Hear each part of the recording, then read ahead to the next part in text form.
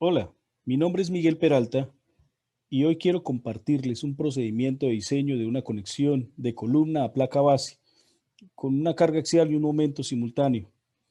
El diseño de la conexión hará parte de un pórtico resistente a momento con capacidad de disipación de energía especial, basado en las provisiones sísmicas del ISC 341-2016 y con el procedimiento de diseño presentado en la guía número 1 del ISC. El ejemplo consiste en diseñar la placa base de una columna que se ubica sobre el eje 3 para el pórtico resistente a momento con capacidad de disipación de energía especial mostrado en la figura. La columna tiene sección W18 por 175, corresponde a una columna que tiene una altura de 509 milímetros, un ancho de ala de 289 milímetros, un espesor de aleta de 40.4 milímetros, el espesor del alma 22.6 milímetros. La distancia acá para el detallado se mide desde el borde de la aleta exterior hasta el punto de transición entre el alma y la aleta, equivalente a 50.55 milímetros. La distancia K1 que se mide desde el eje del alma hasta el punto donde termina la curva de transición entre el alma y la aleta, equivalente a 31.75 milímetros. La sección de la columna tiene un módulo plástico con respecto al eje fuerte de 6.525 por 10 a la 6 milímetros al cubo. El perfil es en acero a 572 grados 50, con una resistencia a la fluencia de 345 megapascales y una resistencia última FU de 448 megapascales. Se usarán para el ejemplo barras roscadas tipo F1554 grado 105 con una resistencia última a la tracción de 120 KSI equivalentes a 840 megapascales. La placa base se diseñará en acero A36 con una resistencia a la fluencia de 248 megapascales y una resistencia última de 410 megapascales. Otras placas como rigidizadores y arandelas, placas arandelas, tendrán una resistencia a la fluencia de 345 megapascales y una resistencia última de 448 megapascales que corresponden al acero a 572 grados 50. Para el diseño de la placa base se va a considerar únicamente el momento que está alrededor del eje fuerte. Para efectos del ejemplo se despreciará el momento alrededor del eje débil y se tendrán en cuenta pues, las cargas que provengan de combinaciones que incluyan sobre resistencia. El paso 1 consiste en revisar las resistencias requeridas en la placa base. De un modelo estructural se toman las combinaciones de carga que incluyen el factor de sobreresistencia y del cual se toman para el diseño la mayor carga axial PU con su componente MU asociada a esa misma combinación y la combinación con mayor MUX, MU con respecto al eje fuerte, con su componente de carga axial PU para esa misma combinación. Es decir, se debe diseñar para dos combinaciones de carga. Estas resistencias requeridas deben proceder de un análisis de segundo orden que incluya los efectos de P delta mayúscula y P delta minúscula, la reducción de rigidez, así como lo es requerido por el método de análisis directo o por cualquiera de los métodos que establece el código de construcción referente al análisis por estabilidad del edificio. Estas son las combinaciones de carga que incluyen la fuerza sísmica amplificada. Consiste en tomar la combinación de carga como está contemplado en nuestro reglamento NSR y afectar la fuerza sísmica reducida por este factor omega sub 0 y sumarle a la carga muerta este factor 0.5 A sub A por FA. Para efectos del ejercicio que hemos venido desarrollando en el canal, el valor de omega sub 0 es 3, el valor de R, que contempla la combinación de los dos sistemas estructurales en ambos sentidos. En un sentido es un pórtico resistente a momento, en el otro sentido es un pórtico arrostrado concéntricamente. Y los valores de A sub A, que corresponde a una zona de amenaza sísmica alta como Bucaramanga, y el FA corresponde a un factor asociado al tipo de suelo donde se va a ubicar la estructura, que en este caso es 1.15. Entonces, tal como lo enuncia el paso 1, pues se tomarán las dos combinaciones de carga, la primera que tenga mayor carga axial con su respectivo momento y cortante, y otra combinación que contemple la mayor carga, la mayor exigencia por momento flector alrededor del eje fuerte con sus compañeros PU y MU para esa misma combinación. En el paso 2, revisaremos la resistencia requerida para la mayor carga axial PU con su componente MU. Entonces, la sección D26A, el inciso A de las provisiones sísmicas de la ISC, define que la resistencia por carga axial requerida en la base de la columna procede de las combinaciones de carga con sobreresistencia en la carga sísmica. Tomando el valor de PU para esa combinación de carga con la mayor carga axial, obtenemos que esa resistencia requerida es de 7.480.4 kilonewton.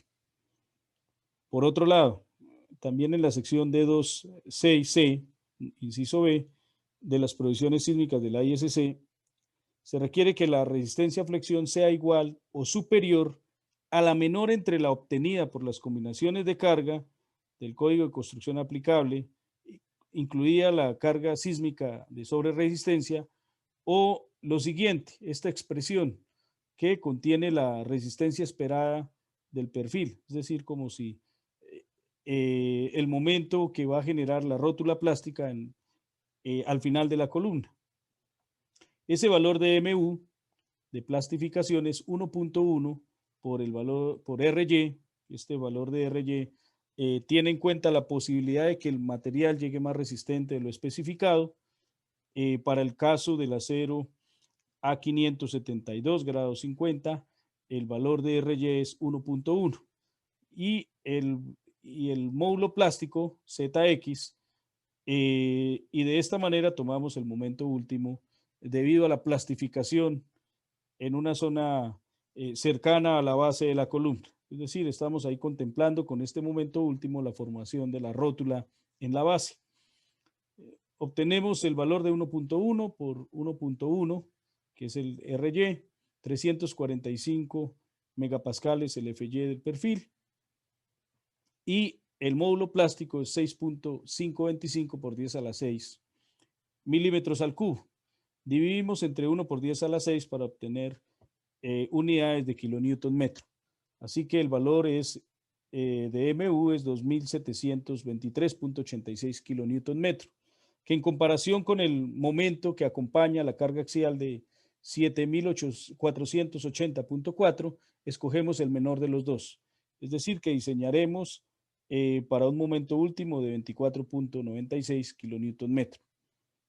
Para este paso 2, las resistencias requeridas para la mayor carga axial, tenemos una carga axial de 7.480.4 y un momento último de 24.96 kilonewton metro. Es el primer paso.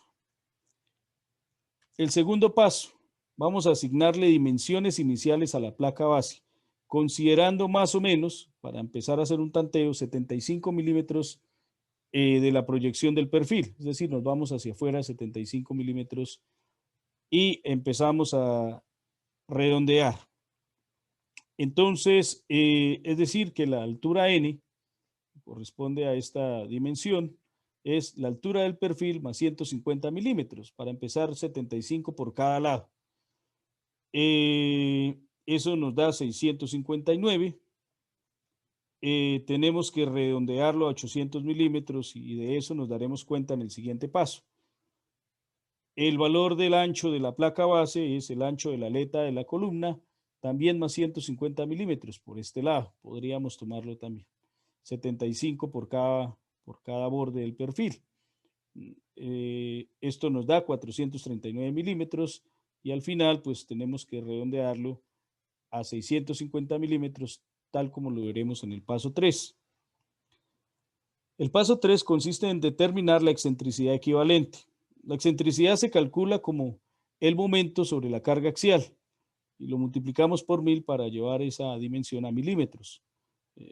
Acá obtenemos el momento, que es 24.96 del paso 1, lo dividimos entre la carga axial, que es 7.480.4, y nos da como resultado una excentricidad de 3.34 milímetros. Entonces, el paso 3 consiste también en determinar la excentricidad crítica. El valor de phi sub c, que es el factor de disminución de resistencia por aplastamiento, es 0.65.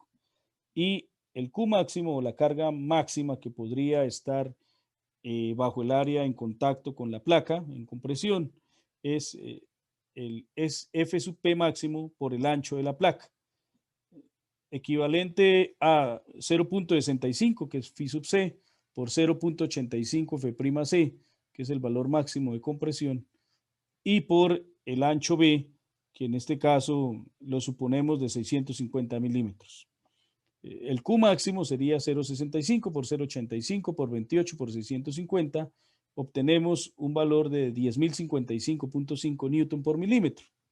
Entonces la excentricidad crítica es igual a n medios menos PU sobre 2 veces la Q máximo. Es decir que tiene que cumplirse esta desigualdad para que sea posible que este valor de E crítico dé mayor que 0. Por esa razón es que se ha venido redondeando, incrementando a partir del valor inicial que nos da acá, y encontramos que se cumple esa condición de que E crítico dé mayor que 0 cuando N es 800 y B es 650 milímetros. En este caso, pues, ya reemplazando los valores, 800 sobre 2 menos 7.480.400 newtons sobre 2 veces por el Q máximo, que es 10.055.5, obtenemos una excentricidad crítica de 28.04 milímetros. Como la excentricidad que está presentando la combinación de carga, MU y PU, es menor que la excentricidad crítica, de acuerdo a las dimensiones de la placa base que acabamos de suministrar, aplica el cálculo para momento pequeño. La distribución de los esfuerzos se muestran en esta figura. Entonces, aquí está el ancho a compresión. Esta es la carga axial con la excentricidad calculada. Y lo que estamos viendo es que la excentricidad crítica es mayor que la excentricidad proveniente de esa combinación de carga. Esto implica dos cosas. Primero, pues que no hay tracción en los pernos al otro lado, porque esa excentricidad, al ser más pequeña, pues casi que en el área que tiene disponible, se podrá distribuir muy bien este esfuerzo sin la necesidad de someter a tracción el perno del otro lado. En el paso 4 se determina la longitud de aplastamiento Y, es decir, es la longitud de ese bloque a compresión. Se calcula mediante esta expresión, Y igual a N menos 2 veces la excentricidad, 800 milímetros es el valor de N, menos 2 veces la excentricidad calculada en el paso anterior de 3.34. Obtenemos un valor de Y igual a 793.32 milímetros. Es claro que ese valor de Y tiene que ser menor al valor de N. N es 800. Lo que quiere decir es que lo que abarca toda la zona que está en compresión en el concreto es casi la longitud total de la placa. Y eso es debido a que la excentricidad es muy pequeña. En la medida que la excentricidad va creciendo, ese ancho de bloque se va disminuyendo hasta un punto de capacidad máxima y la ayuda ya empieza a dársela a los anclajes a tracción. En el paso quinto, determinamos el mínimo espesor requerido de la placa base. Para este paso, pues determinamos los voladizos que hay a partir de los bordes del perfil hasta el borde de la placa. En la dirección N, vamos a calcular el tamaño de voladizo M minúscula, equivalente a N menos 0.95 por la altura del perfil sobre 2. Eso nos da 158.22 milímetros. Y en la dirección N, pues es el ancho total de la placa menos 0.8 por el ancho del perfil sobre 2. Obtenemos un voladizo en la otra dirección de 209.4 milímetros. Observen que hay una gran diferencia entre los dos voladizos, el que se da en esta dirección, que es el valor de M, y en el otro sentido, entre la aleta y el borde de la placa, de 209.4 milímetros. El voladizo N es un 32% más largo que el voladizo M. Esto puede requerir una placa base muy gruesa, muy grande. Podría extenderse las aletas del perfil W18 por 175 hasta que N no gobierne en el diseño. Yo podría colocar en esta dirección estos rigidizadores que hacen que el voladizo, al final pues el esfuerzo del concreto por debajo de la placa hace que estas zonas se comporten como un voladizo, y ese es el objetivo del diseño, revisar el espesor necesario para que ese voladizo cumpla con la resistencia de acuerdo al nivel de esfuerzo que esté proyectado por debajo de la placa base. Entonces, al colocar estos rigidizadores en la misma dirección del ala, lo que estoy haciendo es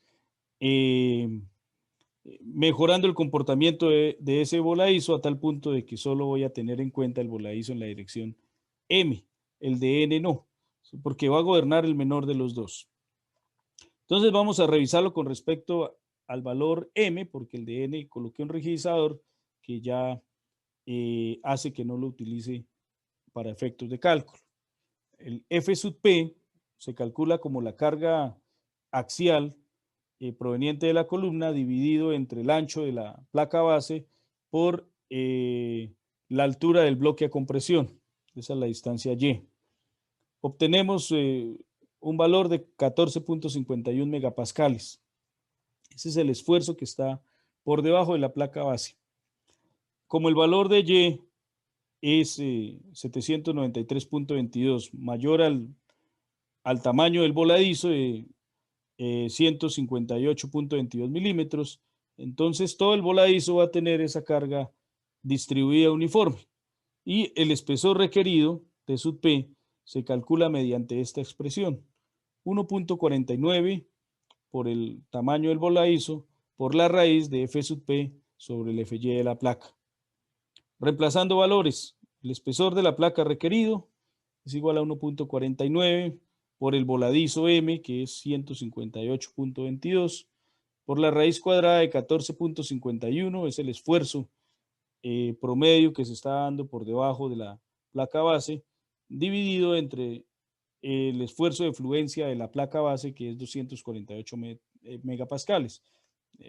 Sacamos la raíz cuadrada de esa relación y obtenemos un espesor requerido de 57.02 milímetros. Como la excentricidad es menor a la excentricidad crítica, no hay tracción en los anclajes. Y aquí terminamos la fase de diseñar la placa base por carga axial.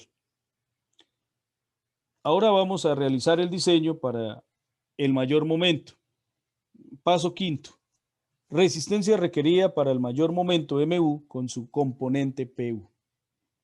La sección C26A, inciso A, de las provisiones sísmicas de la ISC, define que la resistencia por carga axial requerida en la base de la columna procede de las combinaciones con sobreresistencia en la carga sísmica.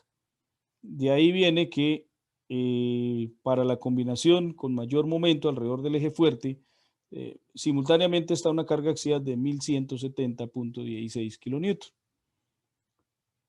Ahora, para la flexión, la sección D26C, inciso B, de las provisiones sísmicas de la ISC, requiere que la resistencia a la flexión sea igual o superior a la menor entre la obtenida de las combinaciones de carga del código de construcción aplicable, incluida la carga sísmica de sobreresistencia, o lo siguiente. Este momento, MU, corresponde al momento de plastificación en el extremo de la columna. Corresponde a 1.1 por RY, el factor de probabilidad de que el material sea más resistente del mínimo especificado, RY, por la resistencia a la fluencia, por el módulo plástico de la sección con respecto al eje fuerte. Entonces el valor de MU es 1.1 por 1.1 RY por 345 megapascales, que es FY, y 6.525 por 10 a la 6, el módulo plástico de la sección de la columna. Dividimos ese producto entre 1 por 10 a la 6 para obtener unidades en kilonewton metro. El momento último obtenido por plastificación es 2723.86 kilonewton, que es superior al momento actuante de 1374.24, tomado de las combinaciones de carga que incluyen sobre resistencia. Así que para el diseño de la placa base se toma el menor de los dos, entre estos dos. Corresponde a 1374.24. Y diseñaremos pues la placa base ahora para una carga axial de 1170.16 kilonewton, acompañado de un momento equivalente a 1374.24 kilonewton. Aquí volveremos a calcular el espesor de la placa y va a gobernar el mayor entre del paso 4 y ahora el exigido por el mayor momento. En el paso 6, ya con las dimensiones de placa revisados en el paso 2, se estima la ubicación de las barras de anclaje. Vamos a suponer que la distancia al borde entre el anclaje y la placa, entre el eje del anclaje y la placa, va a ser de 75 milímetros para efectos de este diseño. Y el voladizo no ha cambiado, la placa sigue teniendo el mismo tamaño, equivalente a 800 milímetros. Si por alguna razón tuviéramos que cambiar el tamaño de la placa, pues tendríamos que devolvernos a revisar el espesor obtenido solo por la carga axial mayor para ver si hay una mejoría en ese diseño. En el paso 7 determinamos la excentricidad equivalente. Esa excentricidad es la relación entre el momento último y la carga axial. Lo multiplicamos por 1000 para obtener medidas en milímetros. El momento último es 1374.24. Recuerden que gobernó el momento que proviene de las combinaciones de carga con sobreresistencia, dividido entre la carga axial con sobreresistencia. Y esto por 1000 nos da 1174.4 milímetros de excentricidad. Es decir, que a 1 metro con 17 centímetros del eje de la columna está aplicada la carga axial de 1170.16, y eso es la equivalencia al momento MU para el que vamos a diseñar. Determinaremos la excentricidad crítica, el valor de phi sub c, factor de reducción por aplastamiento es igual a 0,65. El esfuerzo máximo Q máximo corresponde al F sub P máximo por el ancho de la placa base. Phi 0,65 por 0.85 por el F'C, que entre otras cosas se me había olvidado mencionar que emplearemos un concreto de 28 megapascales, igual como lo hicimos en el paso donde calculamos la placa base solo para compresión. El concreto es de 28 megapascales. Y el ancho de la placa, 650 milímetros para una resistencia distribuida de 10.055.5 newton por milímetro. Fíjense que el valor de Q máximo no ha cambiado con respecto a los pasos anteriores, donde solo estábamos evaluando la carga axial, porque solo depende de la resistencia de los materiales y las dimensiones de la placa que estamos empleando en el diseño. Entonces la excentricidad crítica es igual a n medios menos P sub U dividido entre 2 veces la Q máxima. Dependen de P sub U. Entre más grande P sub U, pues este valor crítico disminuye. Entre más pequeño sea P sub U, el E crítico es mayor. Revisemos el valor de la E crítica. corresponde a N, que es la longitud de la placa dividido entre 2, menos 1.170.160 newtons, que es la carga axial, sobre 2 veces la Q máxima de 10.055.5 para una excentricidad crítica de 341.81 milímetros. Pues aquí observamos que la excentricidad es mayor que la excentricidad crítica, entonces aplica el cálculo de la placa base para momento grande. En este gráfico mostraré qué es lo que sucede. La excentricidad crítica se ubica donde el ancho más pequeño que se pueda dar para que se dé la máxima resistencia del concreto, la resistencia al aplastamiento. Entonces, cuando la excentricidad es más grande a la ubicación de ese centro de carga, pues empezará a trabajar en tracción los pernos, ¿no? Para poderse equilibrar el sistema. Por eso se define que el valor de E es más grande que el E crítico cuando los anclajes empiezan a trabajar en tracción. Debe cumplirse esta expresión para que el sistema tenga solución. El valor de F, ya lo habíamos definido, es la distancia entre el eje de la columna y la ubicación del eje del anclaje a tracción. La distancia X que vemos acá es desde la mitad del ala de la columna hasta el eje del anclaje. Así que pues debemos cumplir previamente esta desigualdad para que el sistema tenga solución, presente una solución. Si no cumple, entonces nos toca incrementar el tamaño de la placa hasta que esta desigualdad se cumpla. De ahí sale una ecuación cuadrática, que es la que ven aquí, en esta parte para determinar el tamaño del bloque. Revisemos si se cumple de acuerdo a la desigualdad planteada. F es 325 milímetros, es la mitad de la placa menos 75. Recuerden que la placa, la longitud total es 800 milímetros, la mitad sería 400, y desde el borde hasta el eje del anclaje tenemos 75 milímetros, es decir, que desde el eje del anclaje hasta la mitad de la placa hay 325 milímetros. Esa es la distancia F. N es la longitud de la placa, 800 milímetros sobre 2. Esto al cuadrado. Y por el otro lado está 2 veces por P sub U, 1.170.160 newtons, por el brazo que es E más F. Sería 1174.4, el valor de la excentricidad, más la distancia F de 325. Y lo dividimos todo entre la Q máxima que puede soportar el concreto, que en este caso sería 10.055.5 newton por milímetro. Aquí observamos que se cumple la desigualdad, por lo tanto, el sistema planteado tiene solución. Repito, si no se cumple, entonces me toca agrandar el tamaño de la placa base.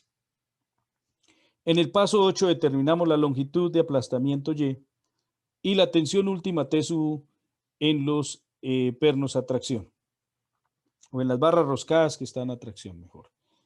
Y es igual a F menos N medios, más o menos la raíz cuadrada de F más N medios al cuadrado menos 2PU E más F sobre Q máxima. Esto es una ecuación cuadrática que tiene dos soluciones. Al resolver la ecuación cuadrática, pues nos va a dar dos valores y debemos tomar el valor lógico y correcto. Tenemos acá dos raíces. La primera nos da 1145.41 milímetros. Es ilógico, pues porque el valor de Y no puede ser más grande que la longitud N, la longitud de la placa.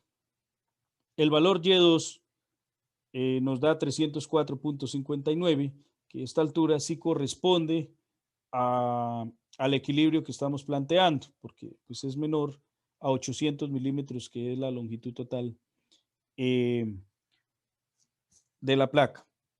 Entonces tomamos el valor de Y, 304.59 milímetros. Ya revisando lo que estamos haciendo como tal, pues este es el el sistema que debemos mantener en equilibrio. Entonces aquí hay un valor máximo de Y de 304.59. Si yo quisiera reducir Y, no puedo porque entonces el valor de la resistencia a compresión del concreto se incrementaría y el valor de Y precisamente viene limitado a esa resistencia del concreto. Entonces, como la carga axial está a una excentricidad con respecto al eje de la columna de 1174.4 milímetros, se requiere una tracción en los pernos para que el sistema pueda entrar en equilibrio. Por esa razón es que hay tracción en los anclajes. ¿Cuánto es el valor de esa tracción? Pues es simplemente una sumatoria de fuerzas verticales. TSU es igual a Q máxima por Y, que está la capacidad máxima del concreto, menos la carga axial que está llegando a la columna. Entonces, la tensión última, reemplazando valores, 10.055.5 newton milímetro, el valor de Y o longitud del bloque de aplastamiento en compresión, 304.59 sobre 1000. Esto para pasarlo a kilonewton y menos la carga axial de 1170.16 kilonewton, obtenemos una tensión en los anclajes de 1892.64 kilonewton. En el paso 9 determinamos el mínimo espesor requerido de la placa base. En el paso 5 se calcula el valor de M y N y se determina instalar placas que se extiendan hasta del ancho de la aleta hasta el borde de la placa de tal manera que gobierne el voladizo de longitud M, que es el que vamos a tomar. Aquí ya lo habíamos calculado, solo lo traemos nuevamente para recordar de dónde viene. M es 800 menos el 95% de la altura del perfil sobre 2, que para efectos del ejemplo nos da 158.22 milímetros. El F sub P es equivalente al F máximo, es lo que puede soportar el concreto. Por compresión, 0.65, el factor de reducción por aplastamiento, por 0.85 F'C, tomando F'C 28 megapascales a lo largo de todo el ejercicio. F sub P es igual a 15.47 megapascales. El valor de Y de 304.59 milímetros es mayor que el tamaño del voladizo. Quiere decir que todo el voladizo va a tener una carga uniformemente distribuida en la superficie inferior de la placa. Y empleamos esta ecuación para determinar el espesor de la placa por el lado de la compresión, es decir, ese voladizo, el que está aquí con todas los esfuerzos distribuidos por la compresión en el concreto. Como ese ancho Y es más grande que el tamaño del voladizo, pues se va a calcular un espesor de placa considerando toda la carga a lo largo del voladizo completa. Empleamos esta ecuación, T sub P requerido es igual a 1.49 por M por la raíz de F sub P máximo sobre Fy. Reemplazando valores, 1.49 por 158.22 por la raíz cuadrada de 15.47 sobre la resistencia a la fluencia de la placa. Encontramos un espesor requerido de 58.87 milímetros. Ahora tenemos que estudiar el voladizo por el lado de la tensión. Este anclaje, al estar en tensión, se convierte en una carga puntual en este voladizo, cuyo momento pues, es igual al valor de la carga que lleve el anclaje por la distancia X, que se mide desde el eje del anclaje hasta la mitad del ala de la columna. Entonces calculamos el valor de X, que es igual a F. F es la distancia entre el eje del anclaje y el eje del perfil, ese es F. Y le restamos D menos T sub F medios para encontrar el valor de X, que es el que está dimensionado en este gráfico. X es igual a 325 menos 509, que es la altura del perfil, menos el espesor de la aleta del perfil, 40.4 sobre 2. Tenemos un valor de X de 90.7 milímetros.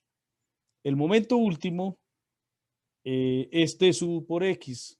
A ese momento está sometido este voladizo de la placa base, equivalente a 171.66 kilonewton metro, ya revisando las cuentas en kilonewton y en metros la distancia X. El espesor requerido por el lado de la tracción se calcula mediante esta expresión 2.11 por la raíz de T sub U por X sobre B por FY.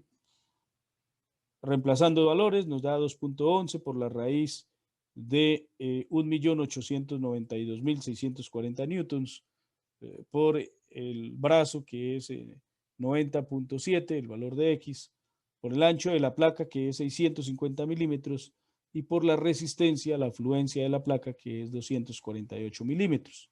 El espesor requerido por el lado de la tracción es 68.85 milímetros. Se escoge el mayor de los espesores obtenidos. Del paso 5 lo obtuvimos considerando la mayor carga axial con su momento compañero para esa misma combinación. El espesor requerido nos dio 57.02 milímetros. Del paso 9,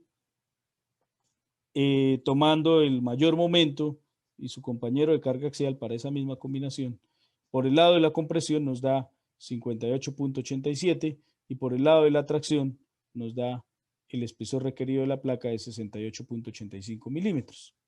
Por lo tanto, gobierna el mayor de esos tres, de 57.02, 58.87 y 68.85. Gobierna el T sub P requerido de 68.85 milímetros. Vamos a suministrar un espesor de placa de 3 pulgadas de 76.2 milímetros en acero A36. Es muy usual que para placas base de un pórtico resistente a momento con estas características nos den espesores de placa por este orden de magnitud. Es muy usual. En el paso 10 vamos a diseñar los anclajes en tracción. Se determina el tamaño, profundidad y cantidad de anclajes para soportar esa carga axial TU. Recuerden que son 1.892.640 newtons en tracción, lo que debe soportar esos anclajes. Si el valor de la capacidad de los anclajes fuera phi por 0.75 por el FU del material de la barra roscada, por el área de la barra roscada y por el número de barras, podemos empezar a probar con 6 barras roscadas de anclaje en acero F1554 grado 105, cuya resistencia equivale a 840 megapascales. Este 0.75 tiene en cuenta la presencia de la rosca en la barra de anclaje. El valor del diámetro requerido para cada barra, considerando 6 barras, tal como lo proponemos acá, se calcula como la raíz cuadrada de 4 veces T sub sobre phi por 0.75 FU por N, que es el número de barras de anclaje que estoy considerando en la tensión como de manera preliminar, y pi. El D sub A debe ser mayor, ya reemplazando los valores y haciendo la raíz cuadrada de 29.15 milímetros. Quiere decir que vamos a probar con 6 barras de 1 pulgada a 1/4, que corresponden a 31.75 milímetros. Estas son de tipo F1554 grado 105. Predimensionamos ahora el pedestal. Importantísimo este paso para que no existan colisiones entre la barra de anclaje y el refuerzo del pedestal y el fleje. A veces se comete el error de no tener en cuenta la posición de cada uno de estos partes que conforman el pedestal y vienen los problemas en obra porque empieza a dificultarse su instalación. Entonces, en este esquema pretendo mostrar pues, algunas tolerancias que podrían ser útiles a la hora de dimensionar un pedestal.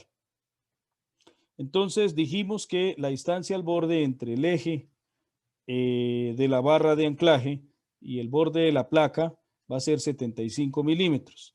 Y por otro lado, definimos que la barra de anclaje será de 1 pulgada 1/4, equivalente a 31.75. Este espacio será una tolerancia para cerrar medidas.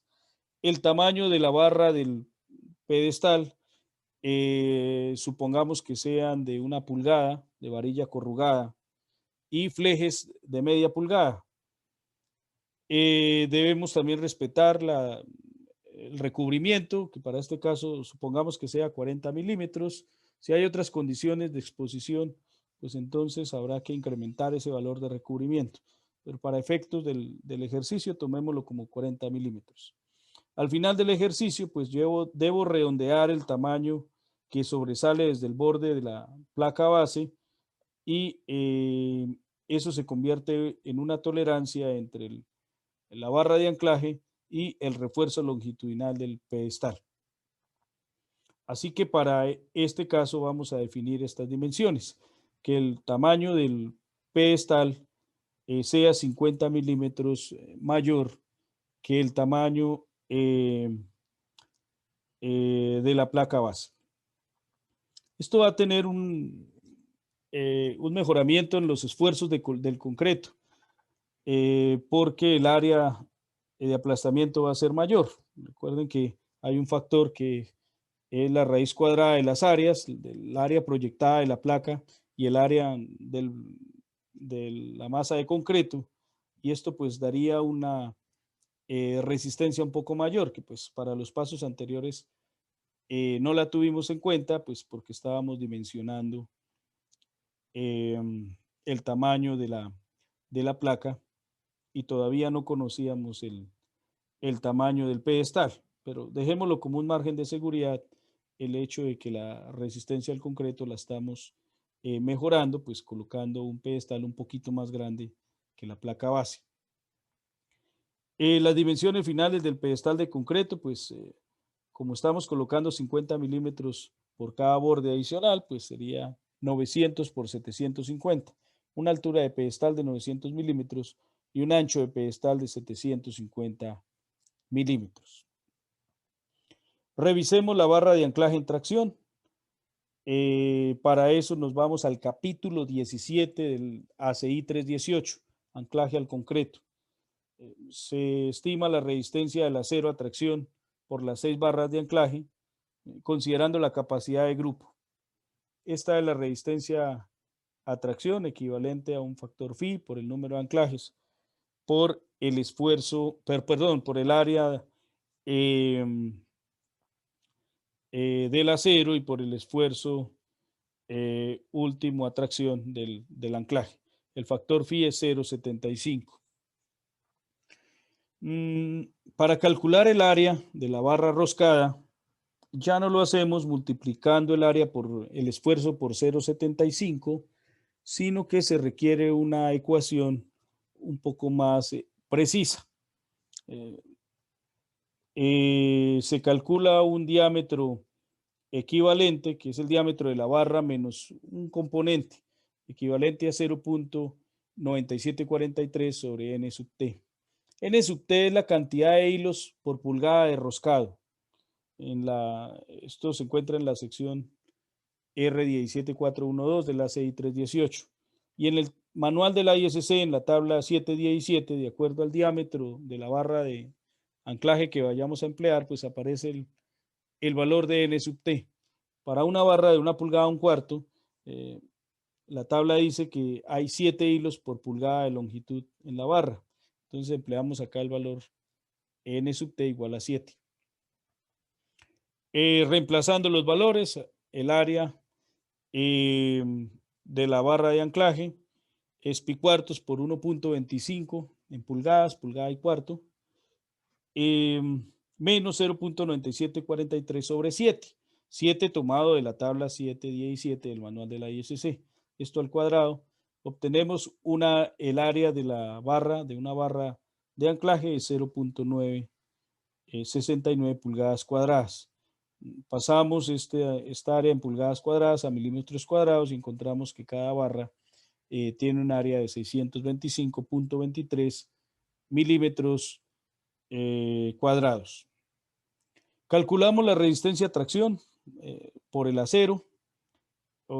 Es igual a phi 0.75 por n, la cantidad de barras roscadas, por el área de cada barra roscada y por el esfuerzo último de tracción del anclaje, que en este caso es 840 megapascales. Eso lo dividimos entre 1000 y obtenemos una resistencia por el acero de 2363.37 kilonewton, que en comparación con 1892.64 kilonewton, pues estamos bien. Esta fue la resistencia requerida que nos dio cuando hicimos el equilibrio de fuerzas con la carga excéntrica, determinando la tracción que deberían contener los anclajes para que eso esté en equilibrio. Pero acá solo hemos analizado la resistencia del acero. Nos falta revisar la resistencia del anclaje como tal. Entonces revisaremos el arrancamiento del grupo de pernos del concreto. La resistencia por arrancamiento equivale a la relación entre el área de un anclaje individual completo sin fronteras sobre el área del grupo de anclajes, y por algunos factores que iremos mencionando poco a poco, algunos de borde, algunos del tipo de anclaje, etc. Y acá por la resistencia de un anclaje individual.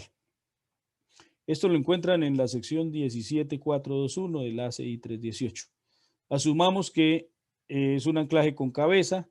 Esto se logra colocando una tuerca embebida en el concreto. Es importantísima esa tuerca porque es donde se va a empezar ese cono de falla que se asuma en el análisis. Supongamos que la altura en el que el anclaje preinstalado va a quedar embebido son 400 milímetros. Para efectos de cálculo, no incluir el espacio que ocupa el grouting. No lo vamos a incluir, solo desde concreto sano hasta el fondo del anclaje. Para efectos de cálculo va a ser 400 milímetros. Y el diámetro del anclaje es 1.25 pulgadas o pulgada 1/4.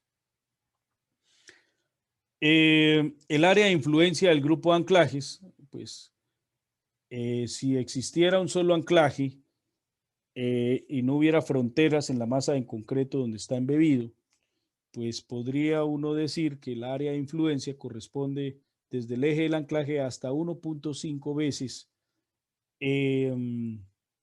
la profundidad.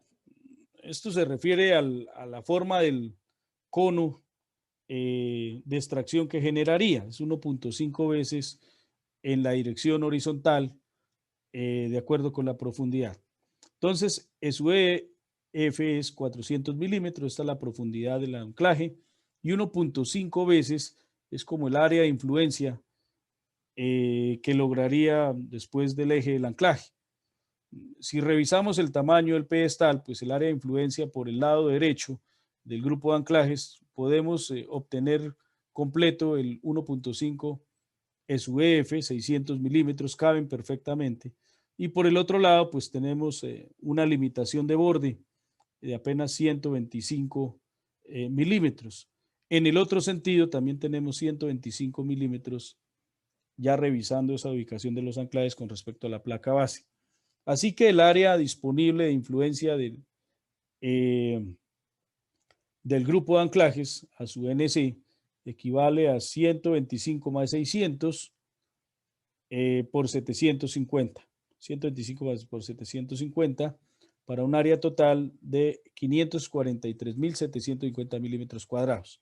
Eso en comparación con un anclaje individual sin ningún tipo de frontera, donde pues si decimos que a partir del eje hacia cada lado es 1.5 veces SUF, pues tendremos de lado en toda la influencia un cuadrado de 3 veces SUF. Pues al sacar el área de ese cuadrado del lado 3 veces E sub F, obtenemos 9 E sub EF al cuadrado. Reemplazando los valores, miren que depende de la profundidad del anclaje, obtenemos 1.440.000 milímetros al cuadrado. Esa sería el área del anclaje individual. Factor de modificación por carga excéntrica. Esto viene de la sección 17.424 de la CI 318. Es 1 sobre 1 más 2 veces por la excentricidad de grupo con respecto al área de influencia total sobre 3 veces H sub F. Esa excentricidad E', me devuelvo en la diapositiva, corresponde al centro de gravedad del área de influencia del grupo de pernos hasta el centro de gravedad del grupo de barras de anclaje. Sí, el centro de gravedad de todo el concreto que influye en ese cono de extracción al centro de gravedad del grupo de las barras de anclaje. En este caso nos da 237.5 milímetros.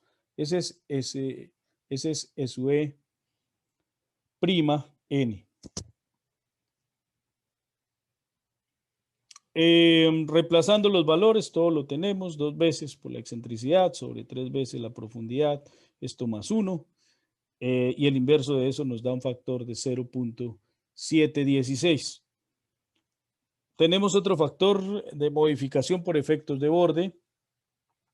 El valor de E sub ED por efectos de borde es 1 cuando el valor de C sub A mínimo, C sub A es la distancia al borde, a la frontera del pedestal, sea mayor a 1.5 E sub F. Pues es lógico en el sentido de que pues, va a desarrollar todo el cono. Recuerde que desde el eje del anclaje puede tomar una distancia de 1.5 veces la profundidad del anclaje como área de influencia a la extracción. Y en los otros casos, pues el factor E sub D sub N es 0.7 más 0.3 por el E sub A mínimo sobre 1.5 S sub F. Igual a 0.7 más 0.3 por el C sub A, que es 125 milímetros. Esa es la distancia al borde que tenemos en el pedestal y dividido entre 1.5 veces la profundidad. Nos da otro factor de 0.76. Tenemos un factor adicional que es el factor de modificación por fisuración. La sección 17.426 de la CI 318 considera utilizar un factor de 1.25 para anclajes preinstalados y 1.4 para anclajes postinstalados. Como vamos a considerar controlar la fisuración bajo cargas de servicio, entonces emplearemos ese factor como 1 para efectos del ejemplo. El factor de modificación de anclajes postinstalados será tomado como 1, de acuerdo a la sección 17.427 de la CI 318. Y la resistencia básica al arrancamiento del concreto, esto ya es para un anclaje individual, N sub B corresponde al factor K sub C por lambda sub A, que corresponde a la densidad del concreto que estamos empleando, por la raíz cuadrada de F'(C) y por la profundidad a la 1.5. El valor de K sub C es igual a 10 para un anclaje preinstalado y el concreto de peso normal tiene un lambda sub A igual a 1. Pues el valor de N sub B para un anclaje individual sería 10 veces por 1 por la raíz de 28 megapascales por 400 milímetros de profundidad del anclaje elevado a la 1.5 sobre 1000.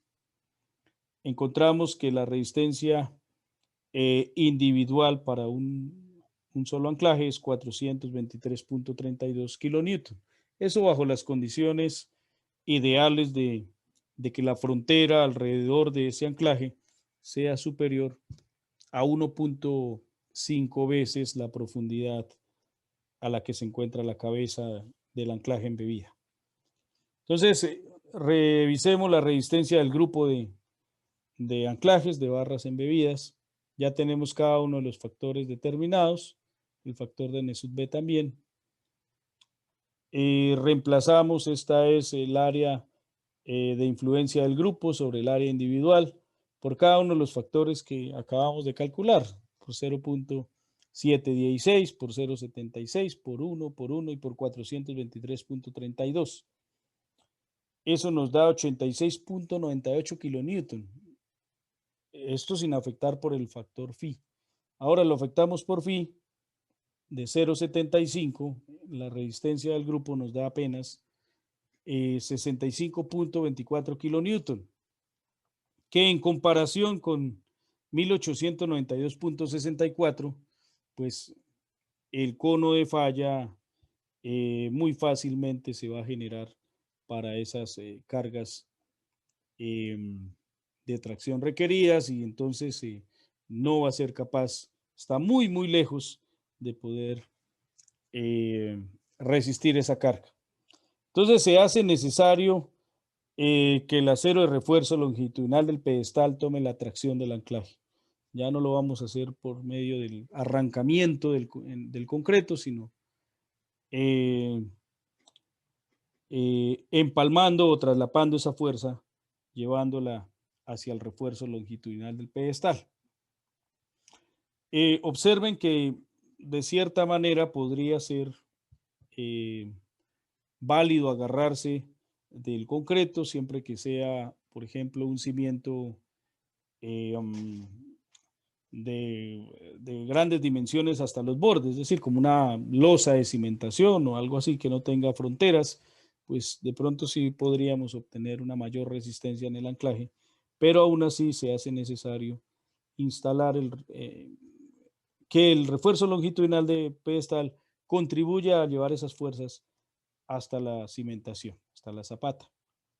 Entonces, de acuerdo con la sección 17521, inciso A en la CI 318, se provisiona refuerzo suplementario para restringir el arrancamiento del concreto. La cantidad de refuerzo, pues, es la carga axial a tracción que lleve el grupo de anclajes dividido entre la resistencia disponible del acero de refuerzo, que en este caso, pues, estamos trabajando con un acero de 420 megapascales o 60 KSI corrugado. Requerimos un área de 60.08 centímetros cuadrados para poder atender esta fuerza. Si revisamos la cantidad de barras necesarias empleando barras de pulgada, tomamos el área total requerida, dividido entre el área de una barra de pulgada y obtenemos 11.92 barras. Redondeando, pues serían 12 barras de pulgada necesarias en la zona de tracción para poder llevar la carga del anclaje a tracción hasta la cimentación. El refuerzo corrugado debe contar con el desarrollo necesario mediante un gancho estándar LDH o un empalme recto de longitud de desarrollo L sub D.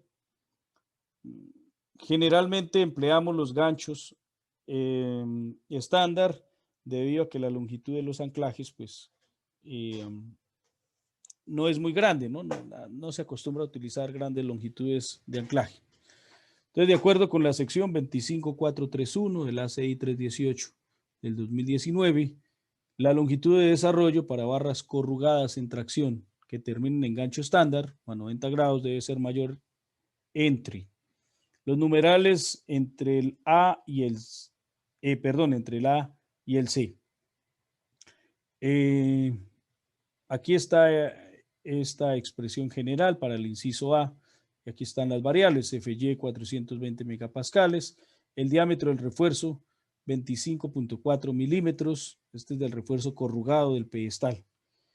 La resistencia del concreto 28 megapascales, lambda que corresponde a si es un concreto de peso normal o liviano, es igual a 1 porque es concreto normal. Y respectivamente las variables, estos de símbolo de patica de gallina, son respectivamente igual a 1. Aquí hay uno patica de gallina sub C, igual a F'C sobre 105 más 0.6. Este factor sí nos da 0.864. Reemplazando los valores en la ecuación del inciso A, obtenemos una longitud de desarrollo para gancho estándar de 382 milímetros. Otra condición es que sea 8 veces el diámetro del refuerzo, que esto nos da 203.2 milímetros, o 150 milímetros. El mayor de los tres es el que gobierna como longitud de desarrollo para un gancho estándar. Para este caso sería 400 milímetros. Quiere decir que desde el concreto, el sustrato del concreto final, hasta la cabeza del anclaje y un poquito más, pues tendrá que garantizarse 400 milímetros desde el gancho hasta esa sección crítica que se ubica a la misma altura de la cabeza del anclaje, ¿sí? Para garantizar que la carga del anclaje a tracción la pueda entregar por fricción con el concreto al refuerzo corrugado del pedestal.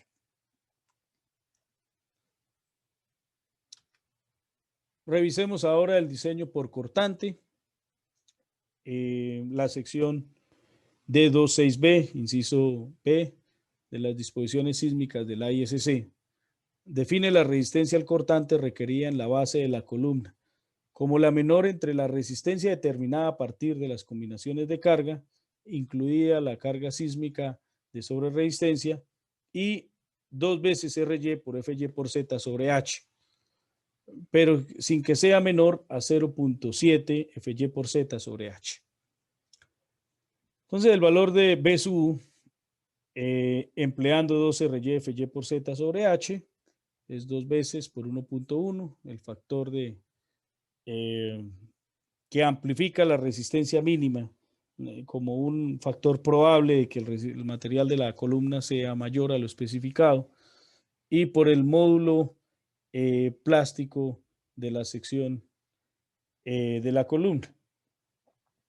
Esto lo dividimos entre la altura de la columna y lo dividimos también entre 1000 para pasarlo en kilonewton y encontramos 713.89 kilonewton de cortante último. Revisamos que ese cortante último es mayor que el obtenido por las combinaciones de carga que incluyen sobreresistencia, entonces gobierna el menor de los dos. Y ese menor pues tiene que ser aún mayor de 0.7 FY por Z sobre H. Esto nos da 227.15, por lo tanto sigue gobernando 687.5 kilonewton. Para esta fuerza cortante debe diseñarse la placa base. En el paso 11 vamos a hacer la revisión de la barra de anclaje por la acción combinada de la tracción y el cortante. De acuerdo a la tabla J32 de la especificación de la ISC, entonces se toman las resistencias para considerar la presencia de la rosca multiplicando el esfuerzo por 0.75. El F1554 grado 105 pues tiene una resistencia de 840 megapascales, que por 0.75 aquí el esfuerzo nominal por tracción nos da 630 megapascales. Aquí ya estamos considerando la presencia de la rosca de la barra. Y por cortante 0.45 por FU, que es 0.75 por 0.6. Eso da 0.45. Entonces 0.45 por 840, 378 megapascales. Y estos serán los dos esfuerzos nominales a tracción y a cortante que emplearemos en la revisión de la barra de anclaje. Entonces el esfuerzo cortante requerido en cada barra roscada será el siguiente. El área de cada barra es pi por el diámetro del anclaje sobre 4. Como es de pulgada un cuarto, tenemos un área total de 791.73 milímetros cuadrados. Aquí no tiene en cuenta la influencia de la rosca porque esta metodología de análisis la considera multiplicando el esfuerzo en 0,75. Y el cortante, el esfuerzo último por cortante, pues es el cortante último requerido dividido entre el número de barras de anclaje total en toda la sección por el área de cada barra de anclaje. Tenemos que el cortante último es 687.500 newtons y lo dividimos entre 12 barras roscadas, cada una tiene un área de 791.73 milímetros cuadrados. Es decir, que el esfuerzo cortante promedio en todos los barras de anclaje es de 72.36 megapascales. Por lo tanto, el esfuerzo nominal a tensión en combinación con el esfuerzo cortante se obtiene de la ecuación J33 de la especificación de la ISC. Se calcula el esfuerzo prima, atracción, en el que se toma un 30% más el esfuerzo nominal atracción menos la relación entre el esfuerzo acortante y el esfuerzo nominal acortante. Este es el esfuerzo requerido y este es el esfuerzo nominal acortante. Por el esfuerzo nominal atracción sin que supere toda esta expresión el esfuerzo nominal atracción. Reemplazamos los valores 1.3 por 630 menos 630 sobre 0.75 por 378 por 72.36. Eso nos da 658.2, que es mayor al esfuerzo nominal atracción que tenemos acá de 630. Por lo tanto, el esfuerzo nominal atracción se toma como 630 megapascales. Ahí ya considera la presencia del esfuerzo cortante en la barra de anclaje. Es para la combinación de esos dos esfuerzos. Entonces, el esfuerzo nominal atracción reducido, ya combinado con el cortante, pues es 0,75 por 630, 472.5 megapascales. Vamos a mirar ahora el esfuerzo en la barra de anclaje, el esfuerzo de la tensión en combinación con la flexión. Entonces, el esfuerzo total va a ser el esfuerzo de la tensión y el de la flexión. De la guía 1 de la ISC, el brazo de palanca de momento flector en la barra roscada de anclaje L se toma como la mitad de las alturas totales entre la placa base y la arandela. Vamos a estimar por ahora una arandela de media pulgada. La arandela se usa para corregir la tolerancia que se deja en el montaje. De acuerdo al tamaño del anclaje, hay una recomendación del tamaño del agujero que es sobreagrandado. Eso es para facilitar la ubicación de la columna en el montaje. Y la arandela se pone y se suelda alrededor para que no haya necesidad de, para cuidar las barras de anclaje, es básicamente para eso, para que no toque obligarlas a llegar a un punto si hay algún tipo de tolerancia que tenga que ser absorbida a la hora de la construcción. Entonces, por esa razón, se sueldan estas arandelas al final del montaje.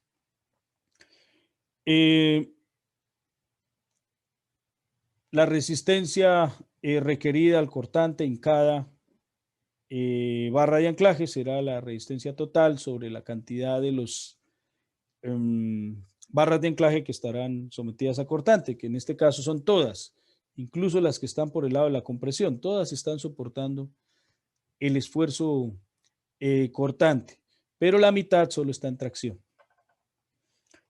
Este es el valor de la arandela, el espesor media pulgada y el espesor de la placa, que ya lo calculamos, que era 3 pulgadas, corresponde a 76.2 milímetros. Aquí va el grouting y este es el concreto del pedestal, que ya va al nivel del pedestal. El módulo plástico de la sección de la barra roscada es el diámetro de la barra dividido entre 6, ese diámetro al cubo. Obtenemos 5.334.33 milímetros al cubo el valor de Z para la barra roscada. Y revisemos aquí, determinando el esfuerzo de tracción de la barra roscada de anclaje, suponiendo que solo las barras de un lado de la placa base están en tensión en cualquier momento. Es lógico, unas están en tensión y las otras barras no están sometidas a ningún esfuerzo más allá del tensionamiento que se haga en los anclajes. Es decir, que el esfuerzo a tracción sería la tensión última en la zona de anclajes que están a tracción, dividido entre el número de barras roscadas por el área de cada una de esas barras roscadas. Tenemos un esfuerzo promedio en cada barra roscada de 398.42 megapascales. El esfuerzo por flexión en la barra roscada será el cortante por la longitud que calculamos en la diapositiva anterior sobre el número de anclajes. Sería el cortante último, son 687.500 newtons por el brazo de palanca, que es 44.45, dividido entre 12 barras de anclaje, para obtener un momento de 2.549.479.17 newton milímetro. El esfuerzo por flexión sería igual al momento dividido entre el módulo plástico. Como el módulo plástico ya lo calculamos, nos dio 5.334.33, obtenemos un esfuerzo por flexión en la barra roscada de 477.93. Revisando el esfuerzo total, pues es el esfuerzo a tracción más el esfuerzo producido por la flexión. Sumamos las dos componentes y vemos que cada barra de anclaje tiene un esfuerzo total de 875.82 megapascales. La capacidad de cada barra de anclaje, phi es F sub prima NT, es 472 megapascales, es menor al esfuerzo requerido de 875.82 megapascales, por lo tanto, las barras de anclaje no cumplen con la acción combinada. Y ya ahí tenemos un problema. Entonces, pensemos en opciones. Pues una sería repetir los cálculos cambiando el diámetro de las barras de anclaje por uno mayor, o incluir algunos anclajes adicionales al lado del alma de la columna para disminuir los esfuerzos cortantes. Recuerden que el esfuerzo cortante de cada barra de anclaje es el cortante total dividido en la cantidad de anclajes. Entonces, si uno pone más, pues los esfuerzos se disminuyen en ellos. O la combinación de las dos opciones que se dan ahí. En este caso, las arandelas soldadas deben diseñarse para soportar la fuerza cortante BSU por los estados límite de aplastamiento, desgarre en el agujero de la arandela y soldaduras de filete alrededor de la misma. Otra opción sería diseñar una llave de cortante que tome toda la fuerza horizontal BSU. Tener en cuenta que el grouting no participará en el esfuerzo por aplastamiento que ejerce la llave y se propone usar una placa de acero en A572 grados 50. Entonces diseñaremos mejor la llave de corte. Otra opción sería cambiar la distribución de anclaje, lo que vimos en la primera opción, pero por este lado vamos a irnos, que es diseñar la llave de corte. ¿Qué es la llave de corte? Pues es una placa que colocaremos de frente al esfuerzo del concreto que sea capaz de soportar esa fuerza cortante.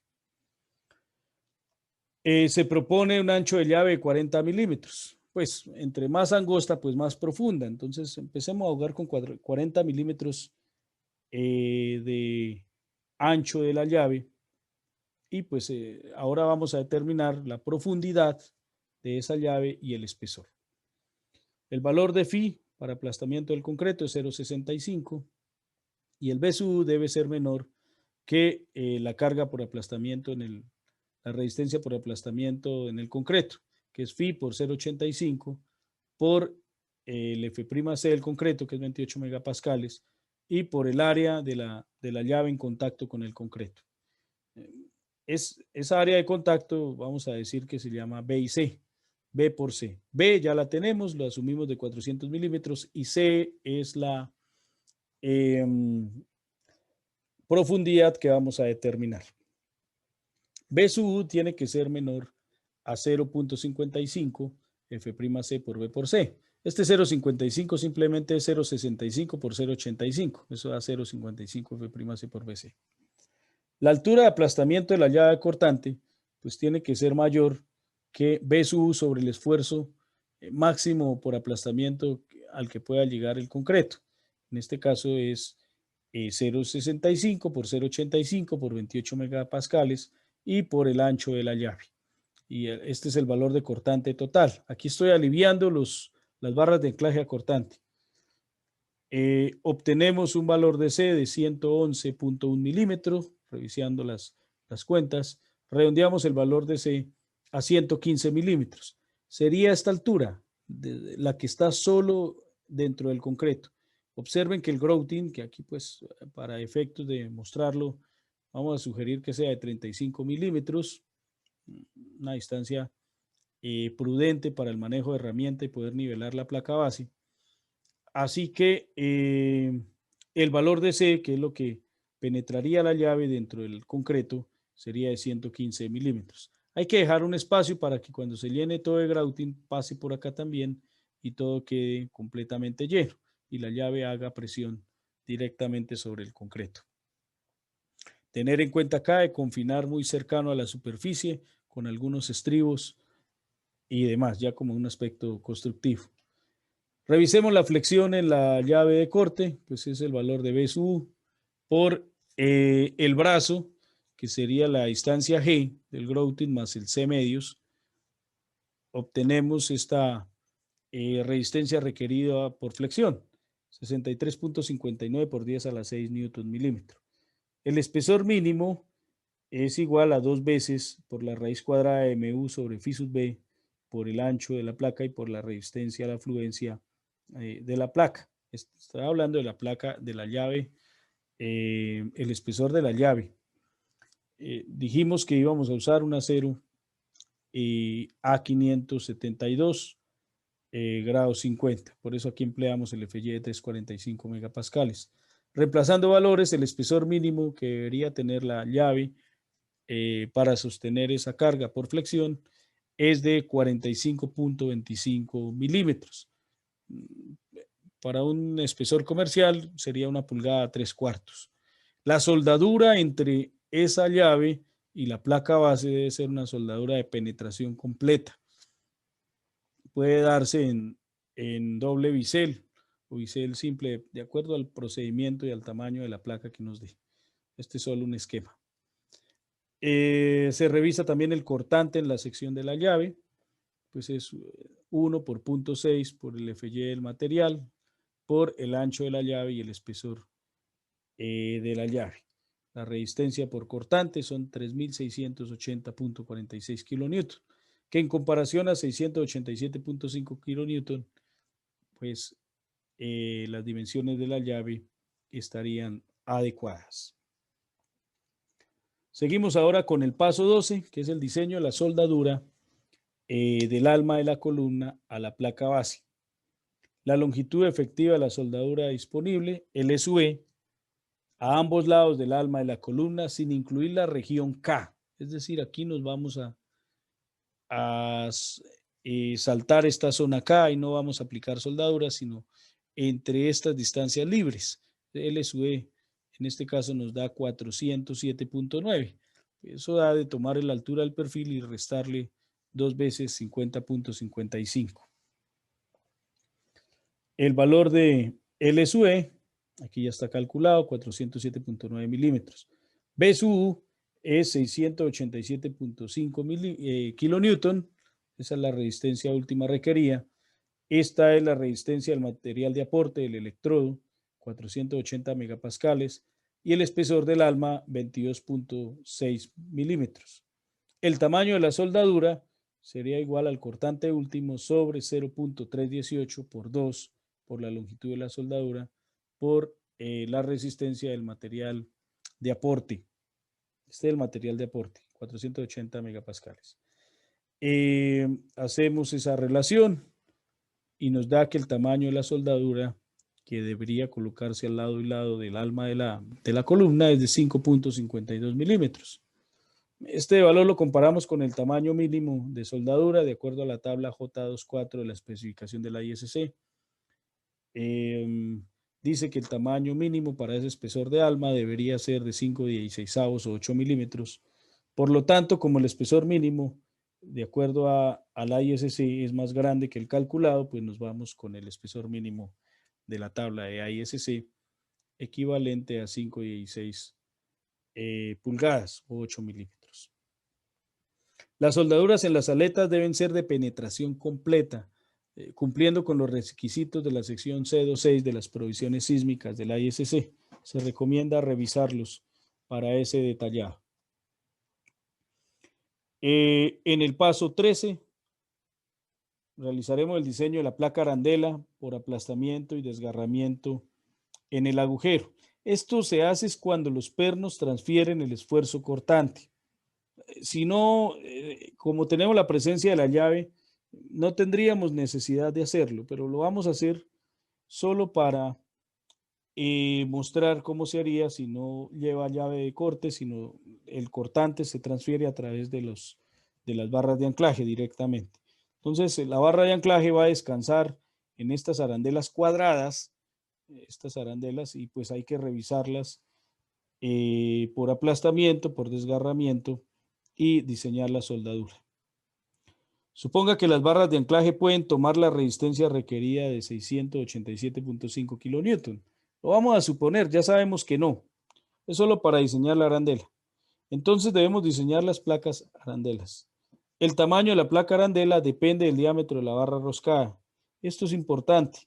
El manual de construcción de la ISC en la tabla 14.2 presenta las mínimas dimensiones recomendadas.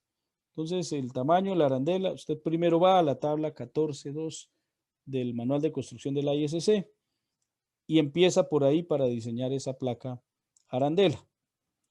Aquí tenemos el diámetro del anclaje, 1 pulgada 1/4, 31.75 milímetros, y el ancho de la arandela requerido de acuerdo a la tabla 14.2 es 3.5 pulgadas, 88.9 milímetros. Tomaremos un ancho de placa de 90 milímetros para empezar. El espesor de la placa recomendado es 12.7 milímetros, media pulgada. Serán en acero a 572 grados 50. Y el diámetro del hueco, este diámetro del hueco sí es un diámetro estándar, ¿no? Porque ya pues como se hace al final de la obra, usted posicionó las columnas, las niveló y la arandela prácticamente va a quedar ya absorbiendo la tolerancia, va a quedar, no importa que la barra de anclaje quede excéntrica al agujero de la placa base, pues la arandela con el hueco estándar va a corregir. En este caso, pues para el diámetro de la barra de anclaje, que es 32.75, le sumamos unos 59. Aquí deberíamos sumar es 3.2 para obtener un diámetro de agujero de 34.34 milímetros. El cortante último en cada anclaje, barra de anclaje, será el cortante total sobre la cantidad de anclajes. 687.5 entre 12 nos da 57.29 kilonewton. Calculamos el valor de LC, es la mitad de del lado de la placa menos la mitad del hueco, ese sería el material disponible para el desgarre, 27.83, que eso es menor a 2 veces el diámetro del anclaje, entonces va a gobernar el desgarramiento. Las deformaciones alrededor del agujero no son una consideración de diseño, por lo tanto podemos usar la ecuación J36D de la especificación ISC, en la que empleamos como factor, en lugar de 1.2, que es lo que se acostumbra para considerar las deformaciones alrededor del agujero bajo cargas de servicio, emplearemos el factor de 1,5. Entonces la resistencia por desgarre será 0,75 por 1,5 por 27,83 por 12,7, que es el espesor de la arandela, y 448 megapascales es el esfuerzo último del material de la arandela. Esto dividido entre 1000 para llevarlo a kilonewton y obtendremos una resistencia de 178,13 kilonewton, que es superior a 57,29 kilonewton. Por lo tanto, por desgarramiento, el tamaño de la arandela es adecuado. En el paso 14 vamos a revisar el diseño de la soldadura alrededor de la placa arandela. La longitud efectiva de la soldadura disponible LSUE puede tomarse como 2 veces la longitud de la placa. Solo se va a revisar en una dirección, en la dirección de la fuerza. LSUE es igual a 2 veces B, 180 milímetros. Este es el espesor de la placa, 12,7 milímetros, y el valor de BSU para cada barra de anclaje, asumiendo que todos tomen lo mismo de carga, 57,29 kilonewton. El esfuerzo del material de aporte, 480 megapascales. Este es el esfuerzo del electrodo. El tamaño de la soldadura sería el cortante requerido sobre 0,318 por la longitud por el esfuerzo del material de aporte. 57.290 newtons dividido entre 0,318 sobre 180 milímetros de soldadura, 2 cordones de 90, ¿cierto? Porque la placa mide 90 por 90, y 480 megapascales como resistencia del material de aporte del electrodo. El tamaño debe ser mayor a 2,085 milímetros. Lo revisamos con respecto a la tabla J24 y la especificación ISC. Y el espesor mínimo que debe tener esa placa debe ser 1/4 de pulgada, por lo tanto, dejaremos 1/4 de pulgada como tamaño de soldadura. Importante es que estas soldaduras de filete se aplican en campo. Son soldaduras de filete. Olvidé mencionarlo. Se aplican en campo. Eso es para ubicar, se ubican apenas la columna quede en su sitio. Entonces se ponen las arandelas y ahí donde quedaron se sueldan contra la placa base. En el paso 15 revisaremos el diseño de la placa para el anclaje en la cabeza. Este es el tamaño de la placa sugerido, de 1 pulgada. Esta placa va a quedar embebida. Va a ser de 90 por 90 milímetros para empezar. Y lo que vamos a revisar es el esfuerzo que hay en este pequeño voladizo, tanto por cortante como por flexión, a partir del borde de la tuerca. Esto es para revisar la resistencia de esa placa. La longitud de ese voladizo sería la mitad de la placa, que es 90 sobre 2, menos el tamaño de la tuerca sobre 2. Ese sería lo que vuela esa placa, ¿cierto? 21,19 milímetros. Y el ancho prima va a ser el ancho total menos el diámetro del hueco, es decir, el ancho disponible por flexión y cortante. Sería 55,66 milímetros. Este sería el espesor de la placa, ya lo había mencionado, y este es el diámetro del hueco, 34,34 milímetros como agujero estándar. La tensión última, pues es la tensión total sobre el número de anclajes, 1892,64 sobre 6, nos da 315,44 kilonewton. El área del hueco sería pi por diámetro del hueco sobre 4, 926,17 milímetros cuadrados. Entonces, la carga distribuida en toda el área por fuera de la tuerca, pues va a ser igual a la tensión total por el ancho dividido entre el área de contacto, que sería el área total de la placa menos el área del hueco. Obtenemos un área de contacto de, un esfuerzo expresado como carga, newton milímetro, de 3.957,4 newton por milímetro. Esa sería nuestra carga de diseño. Sería el esfuerzo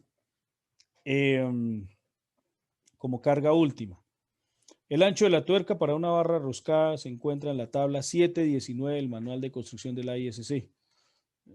Quiere decir que para un anclaje de 1 1/4, la dimensión F de la tuerca será de 1 pulgada 7 octavos, 47.63 milímetros. De ahí sale la dimensión del voladizo. El momento último del voladizo, W última por L al cuadrado sobre 2. Tenemos 2.22 por 10 a la 5 newton milímetro. La resistencia disponible sería 0.9 por el valor de Z para una placa, que es B por T al cuadrado sobre 6. Este es S, perdón, sobre 6 es S. Por FY, equivale a 18.58 por 10 a la 5 newton milímetro. Observamos que la resistencia requerida MU, que es 2.22, es menor a la resistencia disponible por flexión de 18.58, por lo tanto, cumpliría con ese espesor de placa. Y el cortante último sería la carga última por la longitud del voladizo. En este caso sería 83.86 por 10 a la 3 newton. La resistencia al cortante de esa placa sería 1 por 0.6 por el B', que es el ancho de material disponible restándole el hueco. 55.66 por el espesor de la placa, que es 25.4, y por el esfuerzo de fluencia del material de la placa, equivalente a 345 megapascales. Al final encontramos 292 por 10 a la 3 newtons, que es mayor o superior a la resistencia al cortante requerida de 83.86 por 10 a la 3 newtons. Por lo tanto, las dimensiones de esa placa son adecuadas. Por último, este sería el detallamiento de la placa base.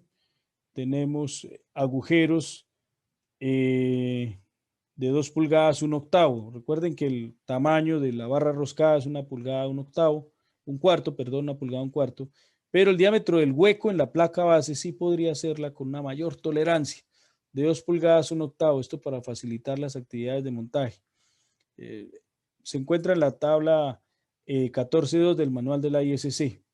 Para corregir ese sobreagrandado en el agujero, pues debo instalar unas arandelas, tal como se ven ahí. Esas arandelas son de 90 por 90 por media pulgada. Son en acero a 572 grados 50, que son las que acabamos de revisar. Este es el tamaño de la placa de la llave. Esta es una placa de 150 por 400 por 1 pulgada 3/4 en acero a 572 grados 50. Esta soldadura debe ser de penetración completa. Aquí algo importante, observen que desde el gancho de la barra de refuerzo corrugado del pedestal, desde ese gancho hasta la parte superior de la placa arandela que queda embebida, hay 400 milímetros que son los necesarios para desarrollar el anclaje en un gancho estándar a 90 grados, ¿no? Eso es importante. Desde ahí hasta la placa base, 50 milímetros, dejando como espacio para grouting alrededor de 35 milímetros, eso ya depende de lo que se defina constructivamente, y este es el espesor de la placa base, 76.2 milímetros. Este es el tamaño de la placa que va embebida en la tuerca, de 90 por 90 por 1 pulgada en A572 grados 50. El concreto del pedestal son 28 megapascales. El refuerzo al lado y lado, en cada anclaje deben separarse, instalarse 12 barras número 8.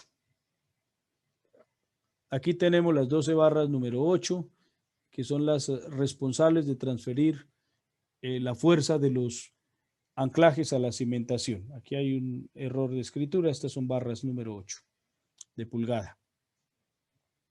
Bueno, aquí qué más presento, aquí se ve la proyección de la llave.